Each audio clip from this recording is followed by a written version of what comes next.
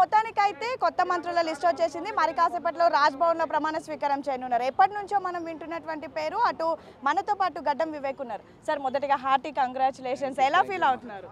అంటే ఇది ఒక ఆపర్చునిటీ, ప్రజలకు మళ్ళొకసారి సేవ చేయడానికి ఆపర్చునిటీ.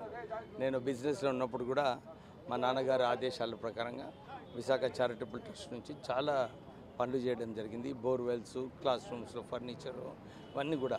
సో ఎంపీగా ఉన్నప్పుడు కూడా మా నాన్నగారు ఏదైతే సేవలు చేశారో ప్రజలకు, ఇక్కడ గుడిసెలు 75,000 గుడిసెలు వేయించడము, మన సింగరేణి సంస్థను 1,00,000 ఉద్యోగాలు కాపాడి ఆ సంస్థను నిలబెట్టడము, ఇవన్నీ కూడా మా కుటుంబంలో ఒక మంచి పేరు ఉంది. నేను రామగుండం ఫర్టిలైజర్ ప్లాంట్ కూడా రీఓపెన్ చేసి ఆగండి.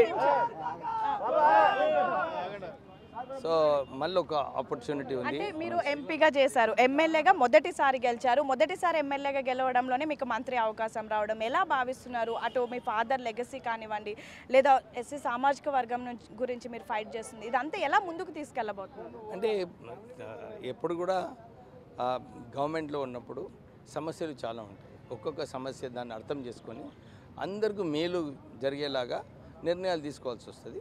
మా ముఖ్యమంత్రి గారు ఉన్నారు, వారు కూడా గైడ్ చేస్తారు, ఎట్లా చేయాలి, ఏం చేయాలి, ఏంది పాలసీ ప్రభుత్వం ఫాలో చేయాలని చెప్పి వారి ఆదేశాలు ఉంటాయి. అవన్నీ కూడా కాంగ్రెస్ మేనిఫెస్టో ప్రకారంగా కూడా గ్యారంటీలు ఇచ్చినారు.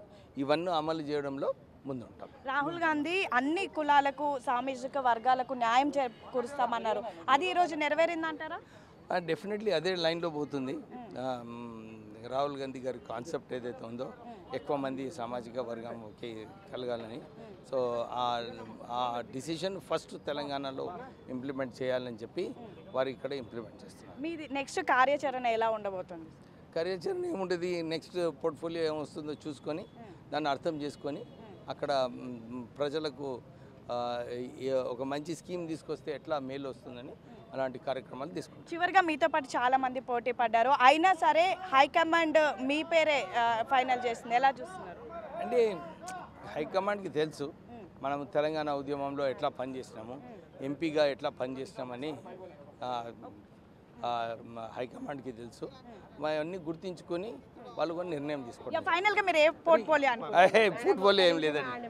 సో మొత్తానికైతే ఫ్యామిలీ అంతా కూడా సెలబ్రేషన్ చేసుకుంటున్నారు. అటు పెద్దపల్లి ఎంపీ వంశీ కూడా వచ్చారు. అండ్ మొదటిసారిగా చెన్నూరు నుంచి ఎమ్మెల్యేగా గెలిచినటువంటి గడ్డం వివేక్కి హైకమాండ్ ఆపర్చునిటీ కల్పించింది. అండ్ మోరోవర్ ఈసారి సెకండ్ క్యాబినెట్లో సెకండ్ టైం అనౌన్స్ చేసిన ప్రతి ఒక్కరు కూడా మొదటిసారి గెలిచినటువంటి ఎమ్మెల్యేలే. గడ్డం వివేక్ గతంలో ఎంపీగా పోటీ చేసినప్పటికీ మొదటిసారి ఎమ్మెల్యేగా గెలిచారు. గెలిచిన వెంటనే మంత్రివర్గంలో కూడా స్థానం కల్పించారు. అయితే ఈ మంత్రివర్గానికి సంబంధించి అనేక ఊహాగానాలు వినిపించాయి. ఈసారి మొత్తం 4గురికి క్యాబినెట్లో అవకాశం ఉంటుందన్నారు, 3గురికి ఉంటుందన్నారు. యాక్చువల్లీ 6 ఖాళీలు ఉన్నప్పటికీ కూడా లాస్ట్కి 3గురికి అవకాశం కల్పిస్తూ అటు బీసీ సామాజిక వర్గం నుంచి వాకిటి శ్రీహరి, ఎస్సీ సామాజిక వర్గం నుంచి గడ్డం వివేక్తో పాటు అడ్లూరి లక్ష్మణ్ పేర్లు కూడా గట్టిగా వినిపిస్తూ ఉన్నాయి.